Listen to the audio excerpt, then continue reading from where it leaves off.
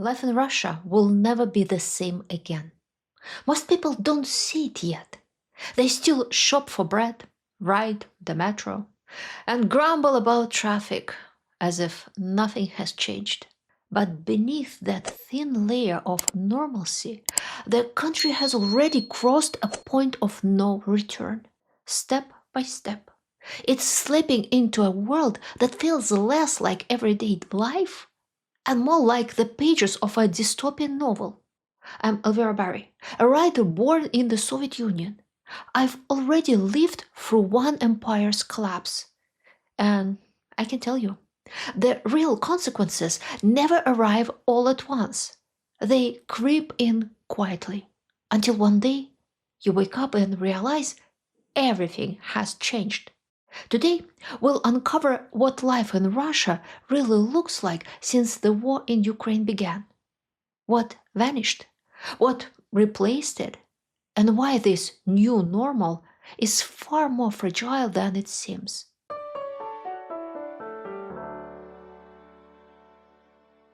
Since 2022, the Russian economy has undergone a forced transformation. Western brands, Apple, IKEA, McDonald's, Renault, mostly pulled out.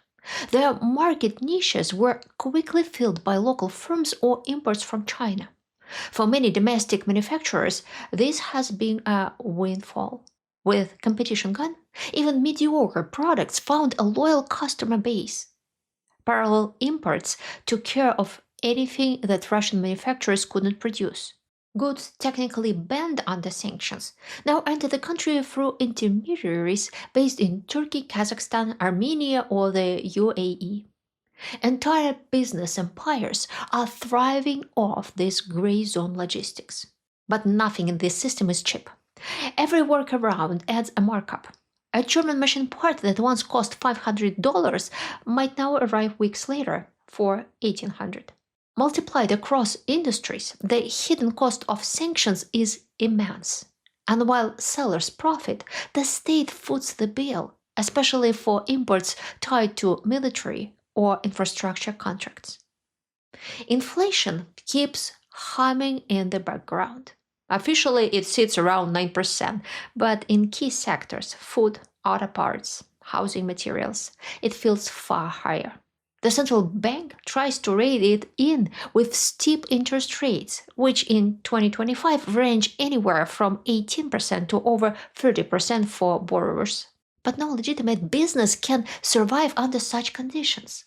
Paying back a loan at those rates is nearly impossible, so investment collapses. Purchases of costly machinery, fertilizers, vehicles, and other essentials have all but stalled. In the civilian sector, you can see the slowdown everywhere. Small business closures are common. New private projects stall for lack of funding. But on paper, the economy is growing because military spending masks the decline. The budget surplus is a mirage. The only growing industry in Russia is defense. Tanks, uniforms, and funerals. This shift is pulling in workers. Wages in military industries have risen sharply, often 2 to 3 times higher than in equivalent civilian jobs. Many blue-collar specialists, especially mechanics, drivers, welders, and machine operators, are now either working for military contractors or serving on occupied territories. Agriculture and heavy industry are bleeding talent. A tractor repairman in the Bryansk region might earn 45,000 rubles a month. That same man, if he joins the military support unit in Donetsk, could earn 150,000. The outcome is predictable. Civilian industries can't compete. This labor distortion ripples across sectors. Logistics networks weaken as truckers disappear. Some regional hospitals report longer delays in ambulance response, not from lack of vehicles, but from lack of drivers. It's a quiet unraveling, not just of industry, but of infrastructure. And then there's the machinery crisis. Without Western parts, Russian auto plants have either frozen production or switched to low-tech assembly with Chinese kits. The coal sector struggles too, both from falling exports and a lack of foreign safety equipment. Even food production has suffered. Sanctions hit fertilizers and seeds imports. And modern agricultural machinery depends on microchips that are no longer easy to source. Russia has land, but without technology, yields fall. The Kremlin insists the Russian economy is adapting. Technically, that's true, but adaptation can mean retreat. Just because something functions doesn't mean it thrives.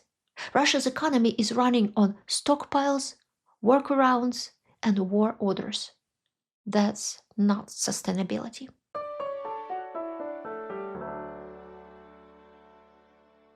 One of the most profound changes since the start of the war is the Russian government's attitude toward its own laws. Simply put, legality is no longer a principle, it's a tool. The Duma now passes legislation that openly contradicts the Russian constitution, and no one even pretends to care. The courts, once at least nominally independent, function as enforcement arms of executive power. Trials are no longer about evidence or fairness. They are about delivering a message. New laws are drafted with deliberately vague wording. Umbrella terms like discrediting the armed forces or extremist activity allow prosecutors and judges to interpret these as they please. Whenever the authorities want to arrest someone, the law is already written to allow it. That someone could be a protester, a journalist, a university student reposting a meme. In early 2024, Moscow pediatrician Nadezhda Buyanova, after nearly 40 years of service, was accused of spreading false information under Russia's post-invasion fake news laws for allegedly calling a fallen Russian soldier a legitimate target for Ukraine during a consultation with the soldier's widow and son. The accusation hinged entirely on vague testimony from the widow and child. There is no recording and no corroborating evidence. Buyanova denied ever making such comments, maintaining the case was built on fabrication and animosity toward her Ukrainian heritage.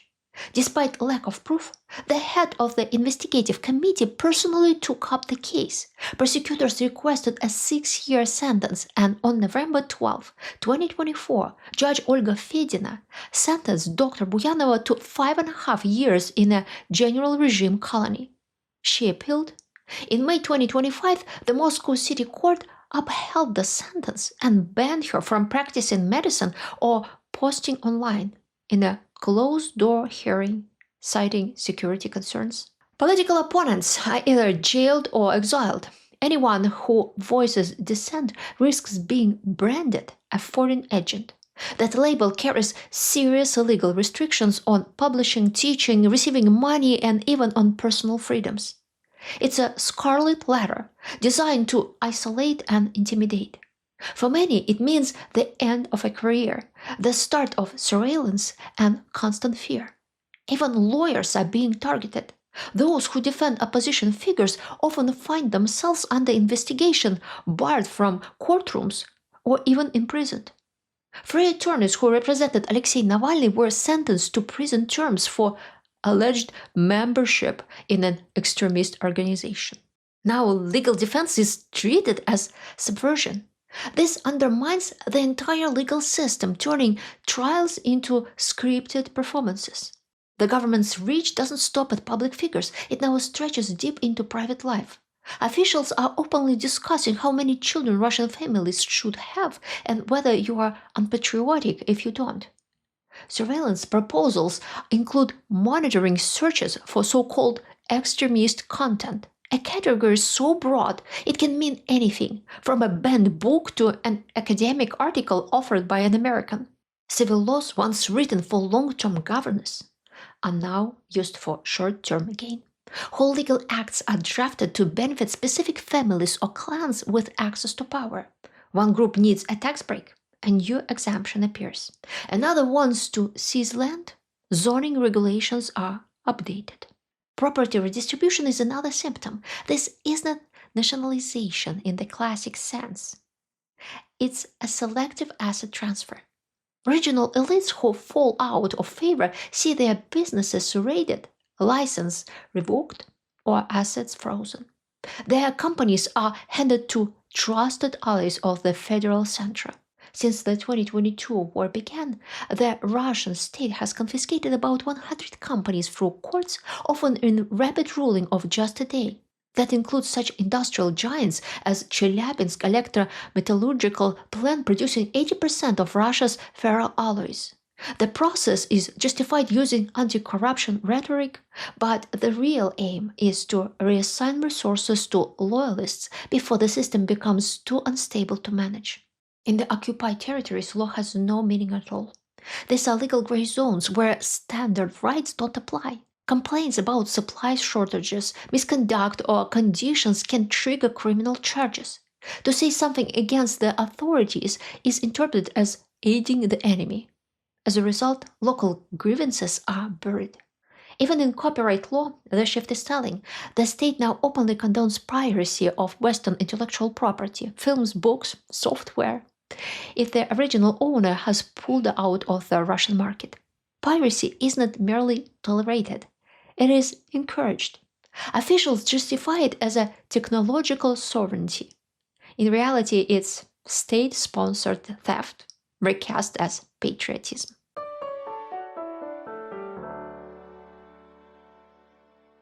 In pre-war Russia, joining the elite meant one thing above all: safety.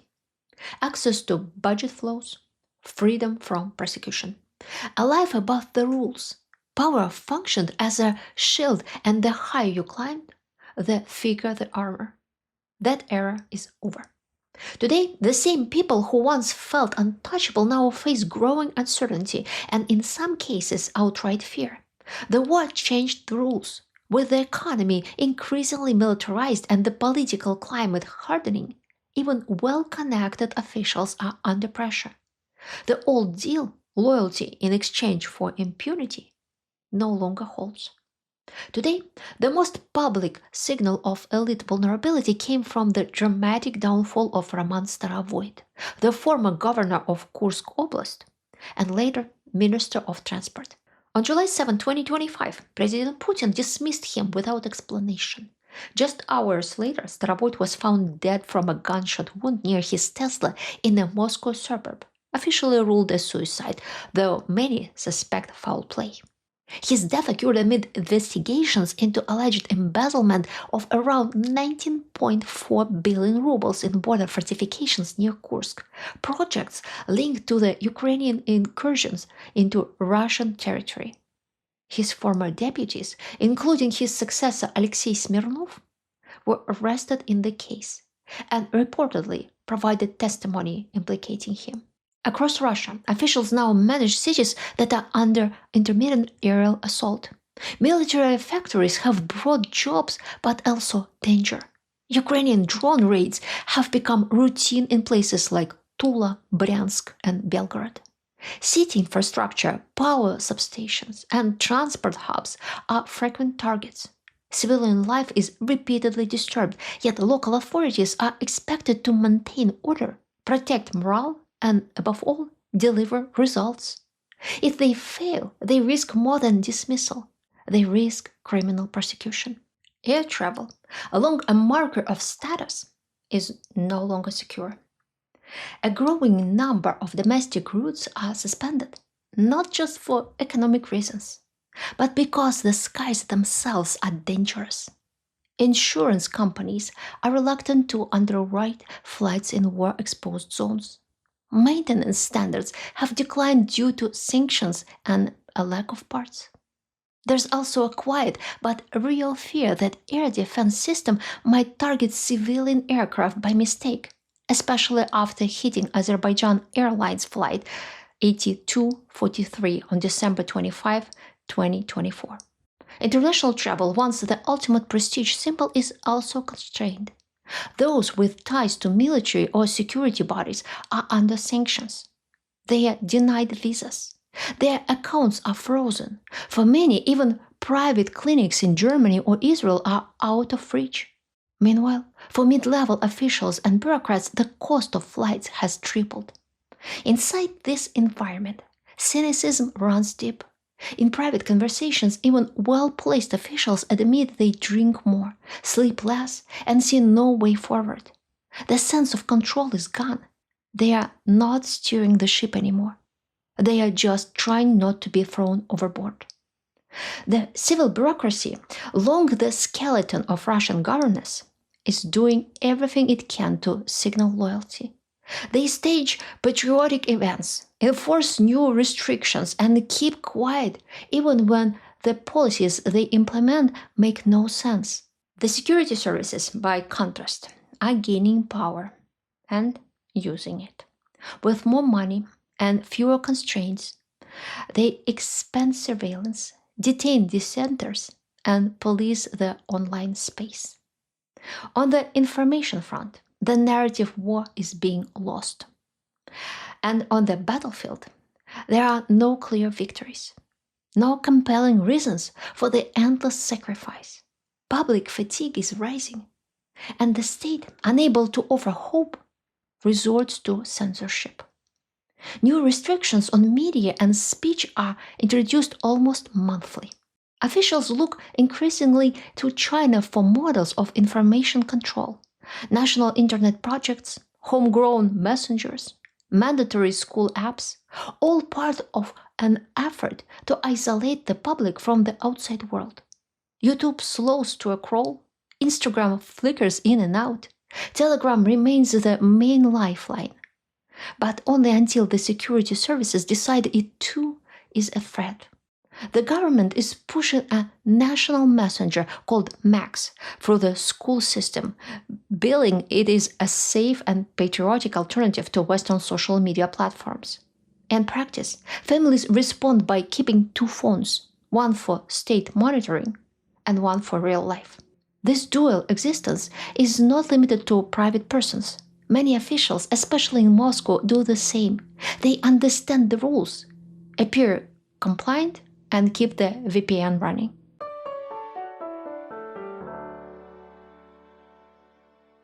For most Russians, survival now depends on one basic instinct. Keep your head down. Don't draw attention. Mimic loyalty. Blend in. The safest strategy is invisibility, because if the system notices you, it can crush you. For people at the bottom of the social ladder, though, the war has opened a grim kind of opportunity. If you are sitting in a prison colony or scraping by in a decaying factory town, military service offers money, status, or even freedom if you make it back alive and in one piece.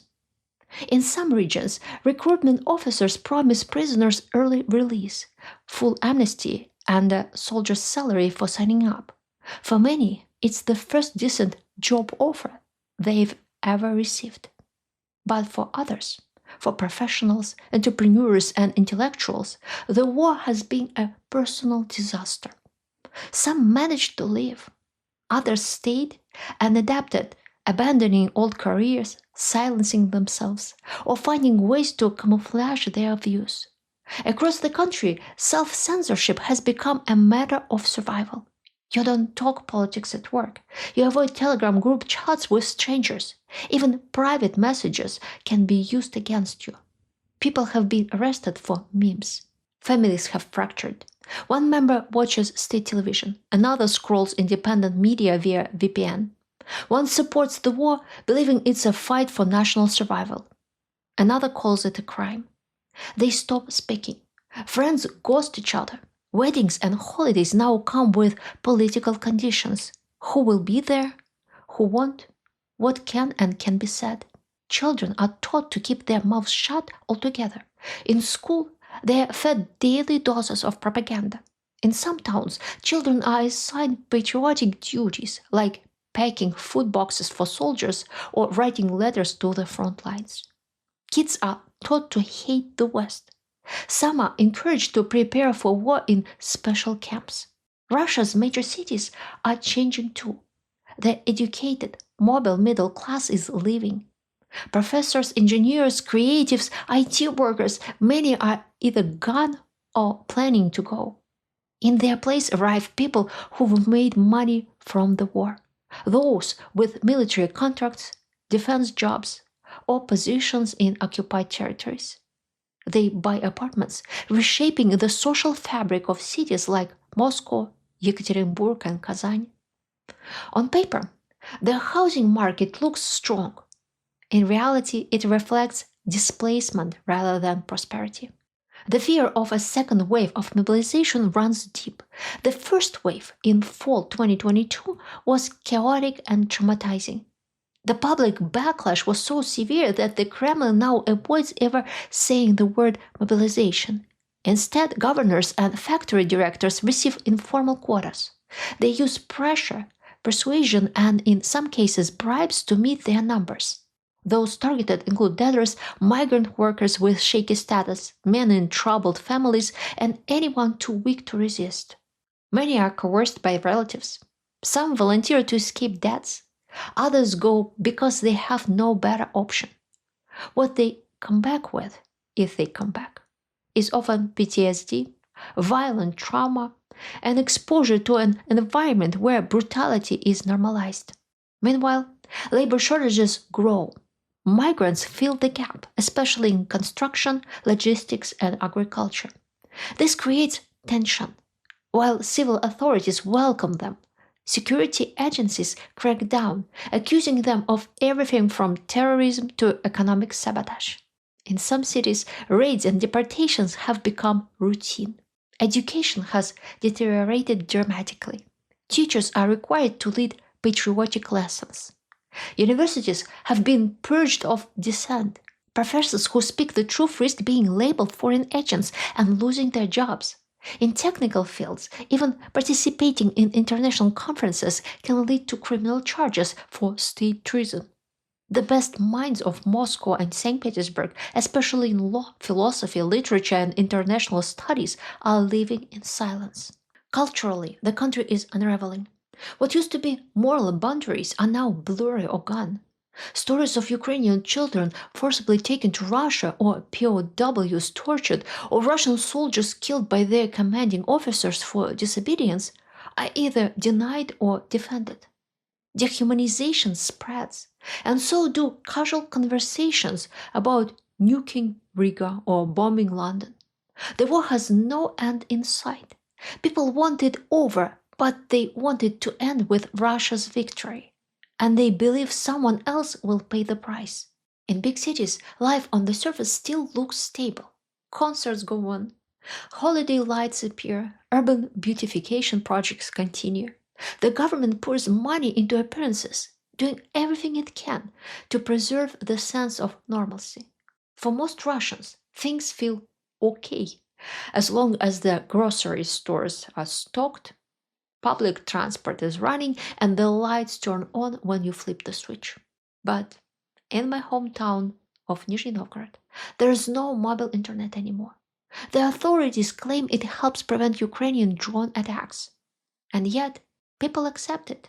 They still have Wi Fi at home and at work. So they tell themselves, it's fine. Why don't they protest? Because every Russian alive today descends from survivors who learned the same brutal lesson. If you resist, you die. Almost every family carries the scars of revolution, civil war, or Stalin's purges.